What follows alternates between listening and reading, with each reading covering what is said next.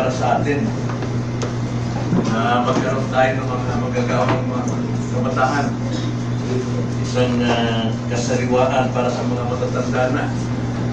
Kailangan natin ang mga ganitong generation na siyang tumayo sa ating kalagitnaan. Salamat sa Panginoon. 2016, mga kapatid, lumipas na. At tayo ngayon ay nakapasok na sa 2017. At naniniwala ko na marami pa tayong mga hindi napagtagumpayan nitong nakaraang 2016. At ang ating naharap na problema ngayon ay mga tira pa rin ng 2016. At dahil yung mga problema natin, tira pa rin ng 2016, ngayon 2017, ito ay mga naging higante na sa ating mga buhay. Kaya nais kong magbahagi po ng serye, Lord willing, tungkol po sa pakikipagharap natin sa mga higante sa buhay ngayong 2016. Facing the giants of life ngayong pong 2016. At isa na rito na ating haharapin ay 17, at ang isang harapin nating higante ngayon ay ang ating emosyon, ang ating damdamin. Kailan lamang may balita na isang college student na chinap-chap dahil sa kanyang boyfriend na nakipagkalas sa kanya at talagang bugso ng kanyang emosyon. Hindi niya matanggap na mapunta sa iba ang kanyang girlfriend, bagamat sila ay nagkahiwalay na at nabalitaan pang ito ay nagdadalang tao. Dahil sa bugso po ng emosyon, nagawa niya ang krimen, isang kakilakilabot na krimen. Natatakot siyang itago ang bangkay ng kanyang pinatay, kaya kanyang pinagputol-putol at inilagay sa isang kahon. Ang kamalian niya lamang ay nailagay niya o hindi niya naitago kundi nasa tabi ng daan. Last Sunday, may nag-share sa atin na maraming nag-suicide. Doon lang po sa Leyte, nung aming pinanggalingan last week, isang binata rin, na-share ko na nagbigti dahil po sa damdamin ng kanyang girlfriend. At nung Sunday, kung tatandaan ko si Deacon Mario, na-share niya rin ang ilang mga nag-suicide tulad ni Robin Williams, isang mayaman, isang bantog, isang kilala na tagapagpatawa ng sanlibutan o mundo. At ganoon din si Whitney Houston, isang sikat na singer, hanggang ngayon ginagaya ang kanyang boses, pero siya ay nagpatiwakal ng suicide. Nakakalungkot po ang mga experience na ito, karanasan ito. Ano pong kailan? Emotion. Damdamin. Rich and famous commit suicide because of emotion. Dahil sa emosyon, marami po ang napapahamak. Taglay natin to. Damdamin. Hindi natin ito maiiwasan. Ang pagkakaiba lamang is how we face it. Paano natin haharapin ang ating damdamin, ang ating emosyon. Pero magagawa nating harapin. Kaya nating harapin ito. Kaya ang ating series ngayon, Facing the Giants of Our Life, emotion is one. Ito ay giant na sa atin, sa ating panahon ngayon. Sabi ng marami, hayaan mo lang yung damdamin, lilipas din yan. Pagagalingin din yan ng takbo ng buhay. Bayaan na lang daw ito. Pero hindi yan ang sinasabi sa banal na kasulatan.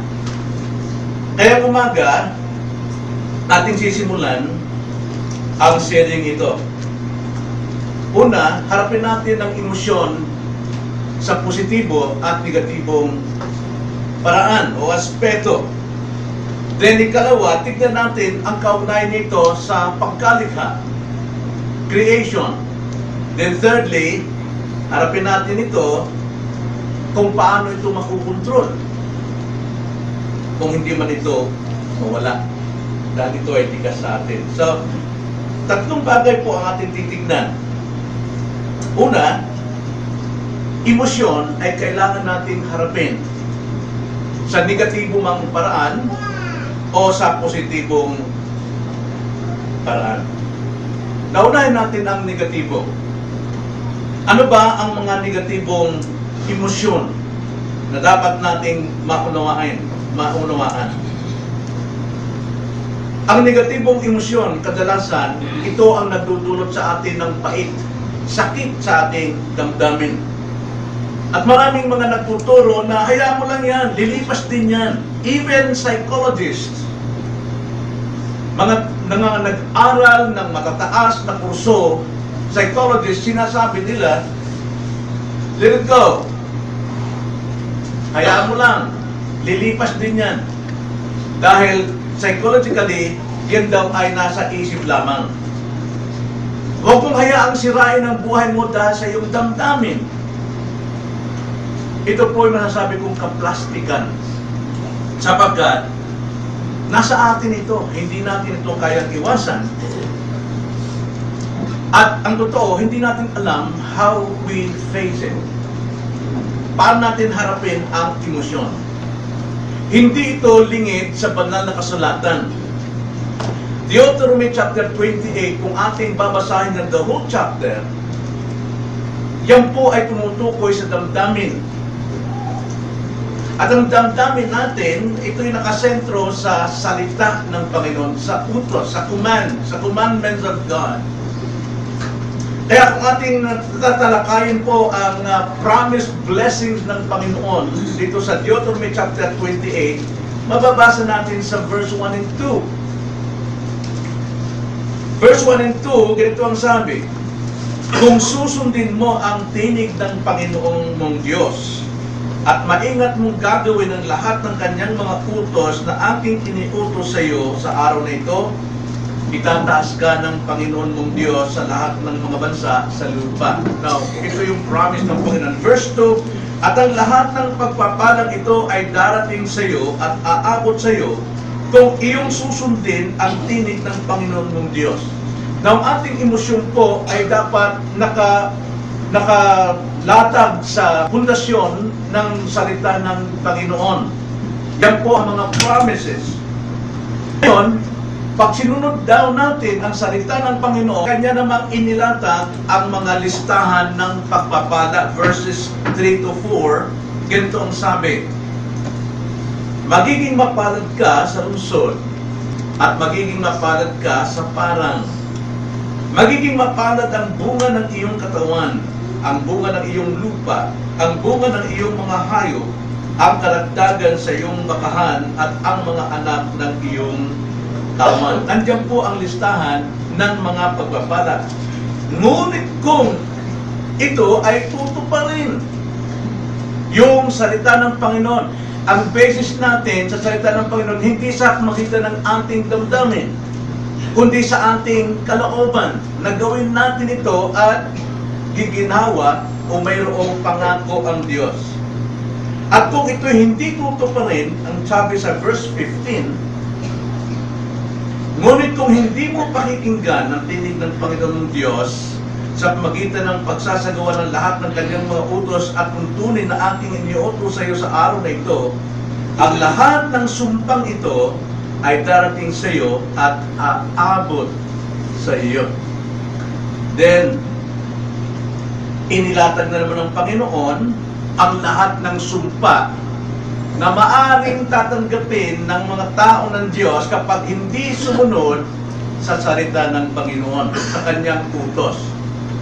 Ito'y batas sa panahon ni Moises, pero ito po rin ay prinsipyo para pa rin sa atin ngayon.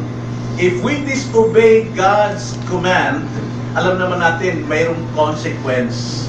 At inilista lahat ng kamalasan dyan, verses 16 to 14, babasahin ko lang 16, susumpain ka sa bayan, susumpain ka sa parang, susumpain ang iyong buslo, at ang inyong masahan ng marina, sumpain ang bunga, and so on and so forth, hanggang verse 44. Yan po ang sinasabi ng salita ng Panginoon. At tiniyak ito ng Panginoon sa magitan ni Moses sa verse 45 na ito ay darating sa iyo. Tingnan nyo.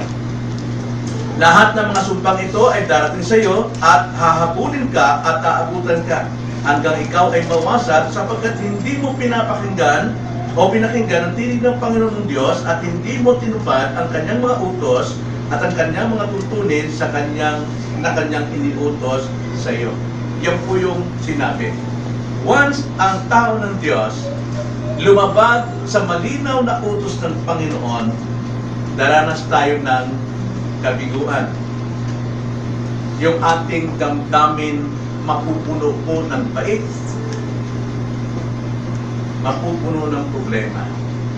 Na bakit nag-suicide ang mga tao ito? Even those people who are rich and famous, because they disobey God's command. So makikita natin dito, God is interested in our emotions. Sa dahil sa mga utos ng Panginoon, the blessings and the curse, makikita natin ang Diyos ay interesado sa ating emotions. Hindi tama yung sinabi ng psychologist o sino mang tao na hayaan mo lang yan, dilipas din yan. No. Ang Diyos ay interesado. Lalo na pagdating sa ating paglilingkod sa Kanya. Dapat sa simula pa lamang, mayroon na tayong joy. We have that emotion. Dapat mayroon na tayong kagalakan. Bakit po? Ikalawang punto na dapat natin tignan, ang pagdating po sa paglikha. Tignan natin, saan ba nagmula ang ating emotion? Nagsimula ito sa pagkalikha sa atin. Tignan niyo ang sabi sa Genesis 1:27, balikan natin ang doctrine of creation. Ang sabi po sa creation, kaya't nilalang ng Diyos ang tao ayon sa kanyang sariling larawan, ayon sa larawan ng Diyos, siya ay nilalang. Sila ay kanyang nilalang na lalaki at babae. So we are created in the image and likeness of God. So therefore, if we have that emotion, ang Diyos din ay mayroong damdamin. Meron siyang emosyon sapagkat yan po ay nilikha at sapagkat yan ay ang binahagi niya sa atin. Inward person natin, inward man is created according to God's image. Yung ating panloob. Now, alam naman natin ang panloob natin which is the invisible. Ito po ay dalawang bagay na interchangeable, soul and spirit. Pero isa lang po yun. Ang tao po is composed of two substance. The visible, yung katawan, at ang invisible, which is yung hindi nakikita. Pero yung visible na yan, sinabi sa Biblia na yun ay soul and spirit. Pero isa lang po yan. Interchangeable po yan, depende sa context na inihayag sa banal na kasulatan. So, inward man is created in God's image. Dahil dyan, mga kapatid, kapwa ito eternal. Okay? Yung ating kaluluwa, espiritu, ito ay eternal. Wala itong hanggan. No? Kaya dapat itong buhay natin, yung ating pagkatao totoo, dapat pumunta kasama ng Panginoon sa eternal life, eternal bliss sa kaluwalhatian ng Diyos. Huwag doon sa eternal fire. Huwag doon sa eternal fire. Emotion ay bahagi ng ating kaluluwa. Ito po ay bahagi ng ating kaluluwa, kaya ito ay walang hanggan. Taglay nito yung ating halakhak, ng ating pagtawa, ng ating kagalakan, ng ating kasiyahan, ng ating pagsamba.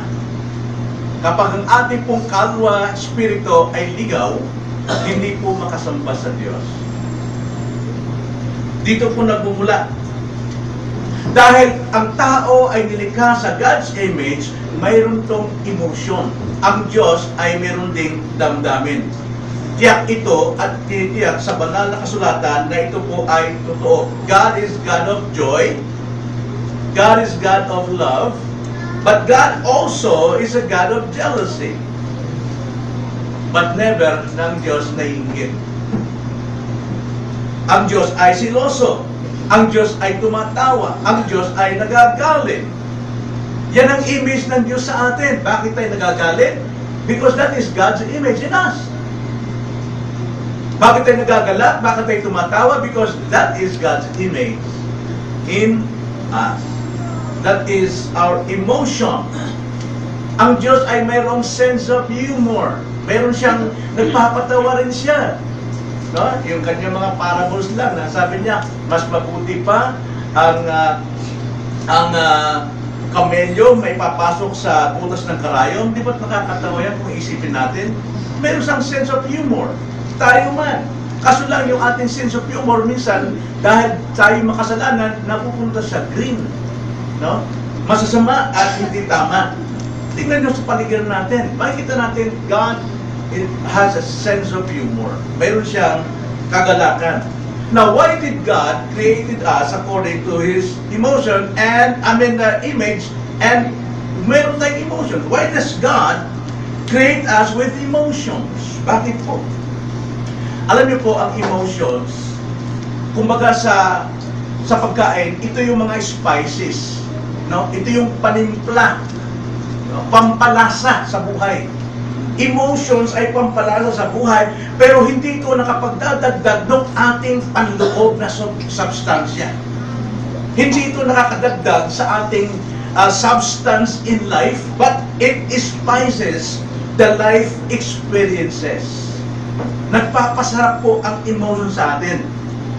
Tulad po ng mga panimpla doon sa pagkain, ito po nagpapalasa, no? But do not sustain life. Hindi ito nagbibigay ng buhay o nagdurugtong, but adds flavor to life's experiences. Tulad na lang ng bawat. Kapag ang atleta, ang paborito mong team sa basketball ay nakashoot, anong ginagawa ng mga tao? Nagsihiyawan, nagbubunyi sila. Kaya yung ating emotion adds ng panlasa sa buhay. Ito ay totoo.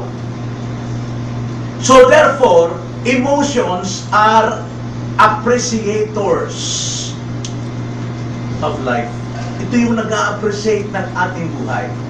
Anong situation makikita natin sa ating emotions? Tulad halimbawa, no? Luha. Alam niyo, experience namin ni Mama nung kami nasa Bisaya. Namimiss namin yung aming apo, si Ayi. Tumawag si Lloyd. Dahil gusto niya iparnig sa amin yung salita ni Ayi. Alam niyo, ano nangyari? Nung makausap ko si Ayi, Ayi, Lolo, huwi. Uwi daw. Natigilan ako. Si Mama naman. Usiran, Lola. Alam niyo, kaming dalawang nag-iyakan kami. Sa tuwa, narinig ko yung aming apo na nabigkas yung lolo at saka lola. Emotions. Nagdaragdag po ng flavor sa buhay. Appreciator to sa ating buhay. Sa preaching. Kung ikaw talaga'y focus sa pakikinig ng preachings, makikita mo nalalaglag ang luha mo kapag ang iyong puso ay talagang tumatanggap na kinakausap ka ng Diyos, na ikaw ay nire-rebuke, ikaw ay kanyang pinapalo sa salita, tinutwid, then tears fell.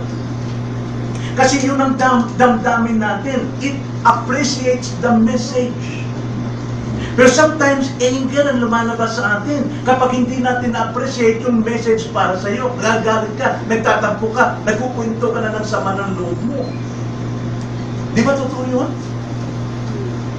That is how emotions gumagawa sa atin. Pwede kang ipahamak ng emotion mo. Pwede kang palamigin ng emotion mo. We respond emotionally to a certain situation in our life. Pero alam nyo, ingat tayo. sa emotion. For some, they're just after emotions. Lalo po sa pagsamba. That's why marami po mga totoong Kristiyano na hindi numaatin sa church sapagkat naghanap sila ng masasaya. Masasayang mga pagsamba, awitan, luksuhan, lundagan, hinahanap nila yun sapagkat gusto nilang maramdaman sa kanilang emotions.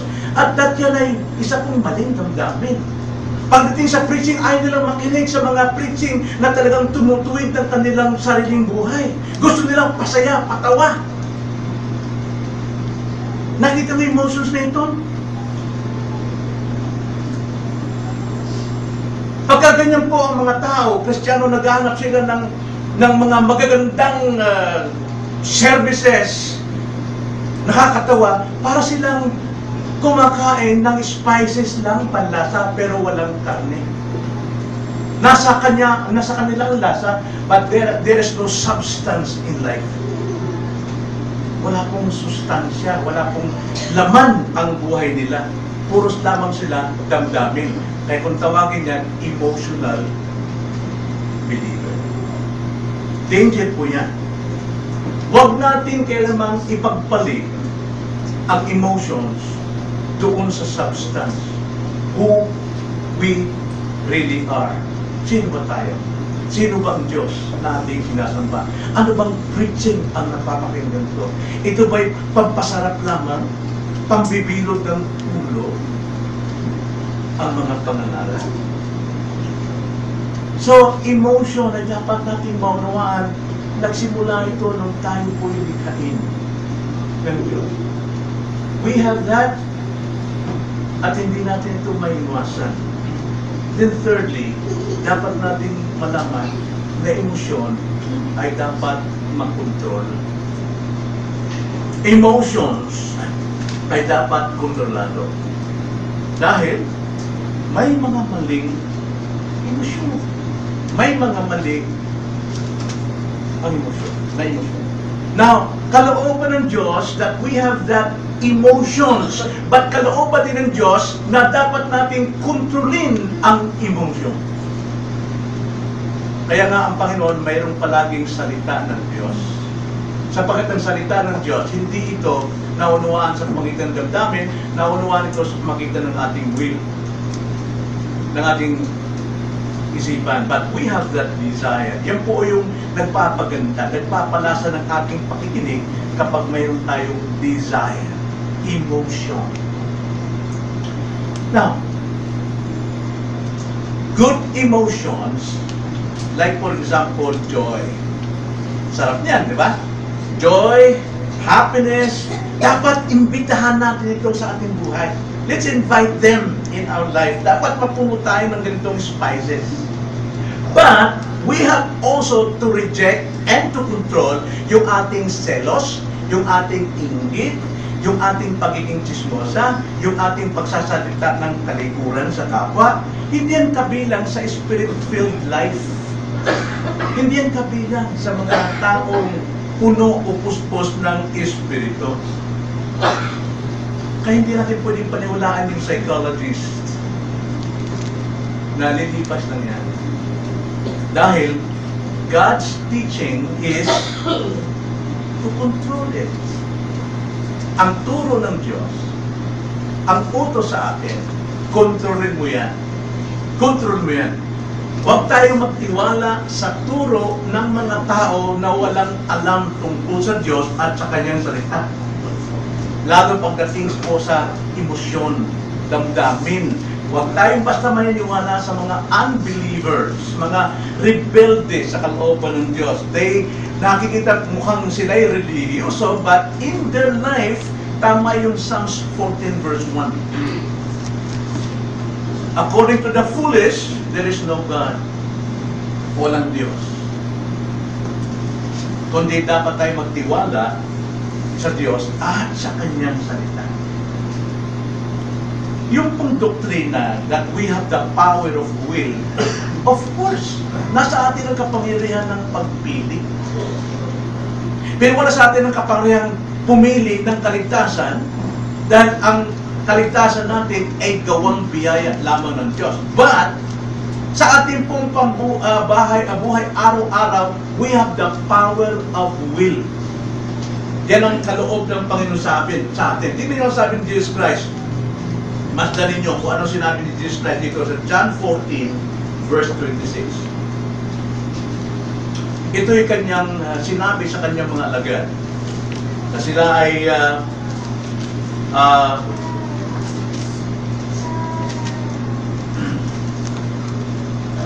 well, mali yung aking na-instant text. Remember, sila ay nasa bangka at sila ay tinatapunan ng mga alon, yung mga alagad. And they were bugsaying, no? Nagbugsay sila na pasalungat naman sa hangin. Minsan, sumusunod na tayo sa kalooban ng Diyos na let us go, no? Pumunta tayo sa kabilang bayo. We are following God's command, pero salungat. Dahil wala tayong naabot, no? At dahil doon, dumaranas talaga yung problema. At kung tumating si Christ sa kanila, madaling araw, ano nakita nila? Multo ang sabi nila. Pero sabi ni Jesus Christ, do not fear. God, at Jesus Christ's command, do not fear. What is fear? That is emotion. Huwag ka matakot. Damdamin. So, ibig sabihin, you can control it by not fearing. Ang tinuturo ito ng Panginoon ay kaya mong kontrolin yung takot mo. Dahil kung hindi sana iniutos ng Panginoon niya na do not fear. So emotion, no power over us. Ang damdamin natin talaga ay walang kapangyarihan sa atin. But we can control emotion. Maan natin itong kontrolin sa pamagitan ng pagsunod natin sa salita ng Diyos. Dahil ang pagsunod natin sa salita ng Diyos, yun po ang isang dapat nating pakinggan upang ating makontrol ang ating damdamin. Sabi nga ni Paul, we live by faith and not by emotions, not by sight. Dapat ganito po. So, we can reject wrong emotions, but we can invite also, and we have that choice to accept positive emotions. Isaiah 61 verse 3, ganitong sabi ng salita ng Diyos, upang pagkalooban sila na tumatangis sa Zion, upang bigyan sila ng putong na bulaklak sa halip ng mga abo. Sa halip na pagtangis ay langis ng kagalakan. Sa halip na lupaypay na diwa ay damit ng kapurihan, upang sila'y matawag ng mga punong kahoy ng katwiran. Ang panahon ng Panginoon upang siya'y bigyan ng kalwalhatian. So, positive, negative, sinasabi dito ng salita ng Panginoon. If we control our emotion, then we will receive what? Joy, happiness. Yan po yung sinasabi ng salita ng Panginoon. We have that power. Tingnan natin saglit. I-apply natin doon sa Old and New Testament. Colossians 3 verse 8. Ang sabi sa Colossians chapter 3 verse 8 to 10. Ngunit ngayon ay itakwil ninyo. Okay? Itakwil ninyo ang lahat ng mga ito. Galit, buot, masamang pag-iisip, anlalait, at maruming pananalita mula sa inyong bibig.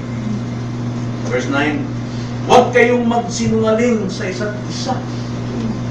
Yamang hinubad na ninyo ang dating pagkatao, pati ang mga gawa nito.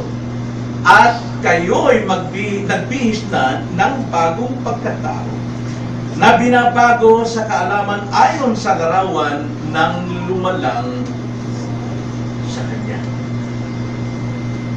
Ano pong sabi diyan? We can control emotion. May kapangyarihan tayong loobin na tigilan yan. Itakwil ang lahat ng yan. Huwag tayong magpapadala sa ating damdamin. Kasi pag padala tayo sa damdamin, isang kanti lang ng iyong pride, gagalit ka na kaagad, right? Makikita mo ang Kristiyanong hindi control. Saan? Sa kanyang emotion. Hindi po nakakahiya na makita isang Kristiyano kapag siya'y napagsabihan ng nakakasakit sa kanya namumula. That's a sign of emotion. Pero tahimik, saradong bibig. Pero kung lumabas yun, alam natin, uncontrolled yung kanyang tongue, kanyang dila. Hindi siya malagog. Siya isang sanggol. So, if temptation to lie comes, anong gagawin natin? Hayaan ba natin kukontrolin tayo nito? Ipahiya tayo sa lahat ng tao, ipahiya tayo sa harap ng ating mga anak, na bumubulwak tayo. Pag mayroong tukso na dapat kang magsinungaling, then tuturuan mo yung anak mo by way of example na magsinungaling. Yung bang kaya gusto natin na tayo kontrolin ng ating emotion? O ikukwento natin yung sama ng loob natin? Hindi mo alam, kontrolado ka ng emosyon. Hindi ikaw mag-control ng iyong emosyon. At kung may dumating na temptation na sumpain mo ang Diyos, lalabas pa ito sa iyong bibig. Natural, ang sagot natin dyan, hindi. Anong mangyari yun?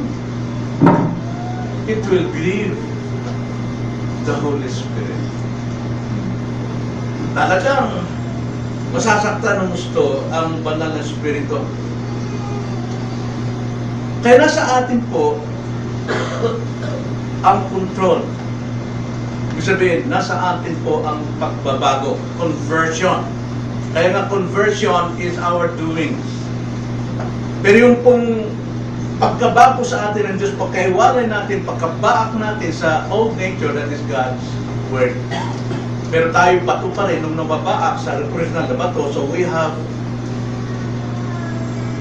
to convert ourselves every moment of our life.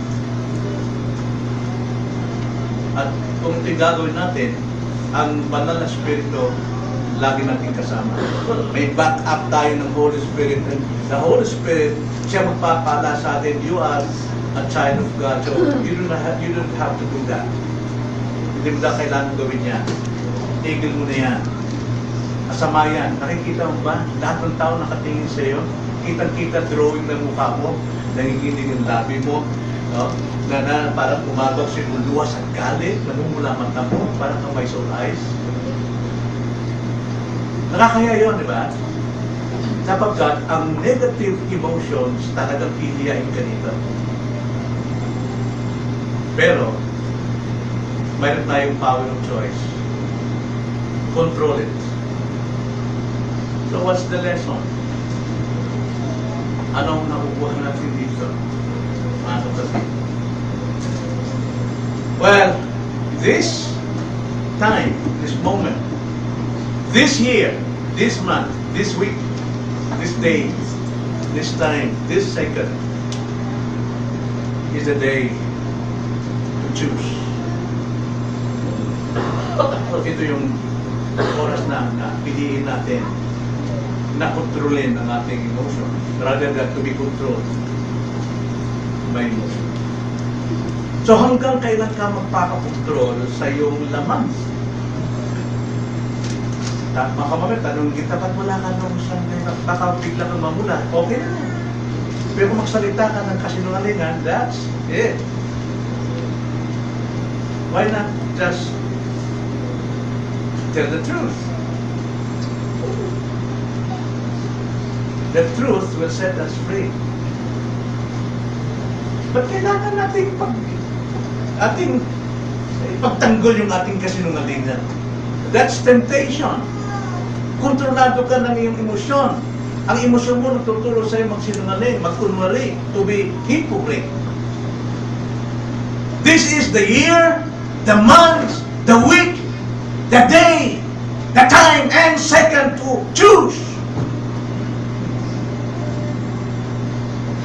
our emotions flavors our life. Hayaan natin ang ating damdamin nang siya makapagbibigay ng lasa sa ating buhay. Hindi natin makukontrol ito sa ating sarili. Now remember this, ayaw kong i-presume ninyo na, okay, we can do this. Now, hanggat hindi mo isinuko ang buhay mo kay Kristo, hanggat hindi mo ikinumit ang buhay mo kay Kristo, na si Kristo nang maghari sa iyo, na siya iyong tagapagligtas, you can never control yourself. Tanging si Kristo lang ang makapagbibigay sa iyo ng lakas at kapangyarihan para magkaroon ka ng power of choice. So hindi po ito relihiyon. Kung ano yung takbo ng marami, sunod ka na lang.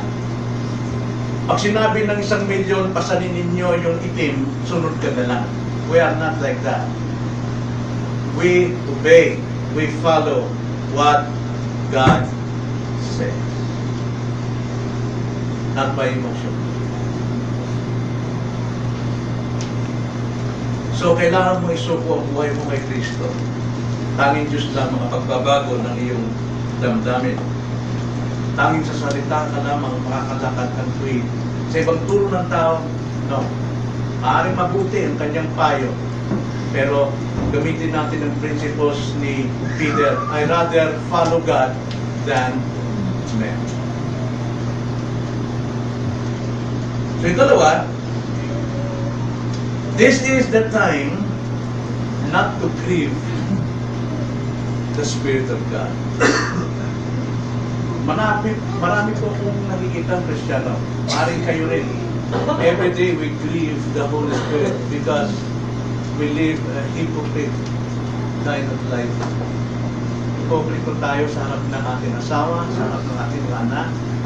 Sinungaling tayo. Akala mo lang nasasarapan ka dahil naniniwala sila sa kahipokritan mo, pero the Spirit of God grieves. Sasaktan ng Spirit Santo. At tanda natin, may principles of Old Testament, even Saul, King Saul, umalis po ang Espiritu sa kanya. At ang pumalik sa kanya, pinutulot ng Diyos na Espiritu ng kasamaan ang pumalik sa kanya. Natin hayaan yun. Pag sinaktan natin palagi ang Espiritu Santo, magsasuffer tayo. Tayo yung magsasuffer. Maybe someday, tutulog ka kay Robin Williams, kay Whitney Houston, Michael Jackson. Sabi nga sa Ephesians 4:30, huwag ninyong pigatiin ang Espiritu Santo ng Diyos. Nasa pagitan niya kayo'y tinatakan para sa araw ng pagtubos. That is our seal. Pagdating po ng katubusan ng ating katawan at ng ating espiritu, ngunit tayo bubuhay. Pero ang seal na yan, manatili. Alam nyo, pagka mayroon pong alam mong galing sa abroad, tingnan mo lang mga maleta niyan, may seal yan eh. Di ba? May mga tags. Uy, galing abroad to. Kaya pagka pumunta kang Bisaya, uy, galing ano to. Eh, hindi niya alam eh, galing na ng kabila. So nakikita natin, kahit na luma yung kanyang bag, pag may seal na aeroplano, na sumakay sa aeroplano yan, alam mo, tingin doon sa bag, puno niyang yaman niya. Now we have our seal every day, nakikita yan. At sana makita ng mga tao na ikaw ay isang Kristiyano. Dahil makikita sa aura mo, na hindi ka nakasimangot, wala kang iniisip na masama laban sa kapwa. Kung tudubis ka, pero sama ng loob, sana makita sa atin, sa ating aura, ang selyo ng banal na Espiritu. Kasi yung papatunay na ikaw ay sa akin. Siya. So, matuntay harapin. Matuntay harapin natin ang ating giant, and that is emotion.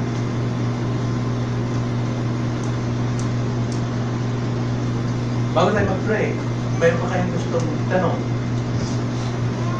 Mayroon kayong gustong suggest? may gustong ipatotoo. Na-conquer mo na ba ang iyong emotion? O ikaw pa rin ang talagang kontrolado ng iyong emosyon? Ano nang testimony mo about your emotions sa bahay? May peace?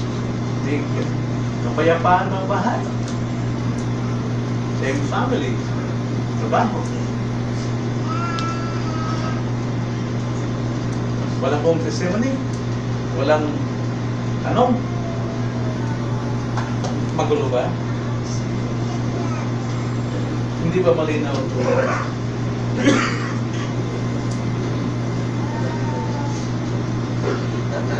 Malinaw po yung turo, hindi ko malinaw yung pagkawin na araw ko. Sana maging malinaw na tayo. This is the time. Kasi yung ating 2016, kung nanatili ngayong 2017, higanti na yan. Hindi yan maliit. Hindi yan tira. Yan ay isang halimaw. Let's pray. Panginoon, salamat po sa inyong mga salita na tunay. Gaya ng sinabi ng Panginoon sa kanyang sinabi sa John 8:31-32 na kung kami nga po ay mga alagad, tunay nga na kami po ay mag-aaral, tatanda, magsasabuhay ng iyong mga salita. Sapagkat sa iyong mga salita, natutunan namin ang katotohanan. Tanging katotohanan lamang ito ang siya makapagpapalaya sa inyo.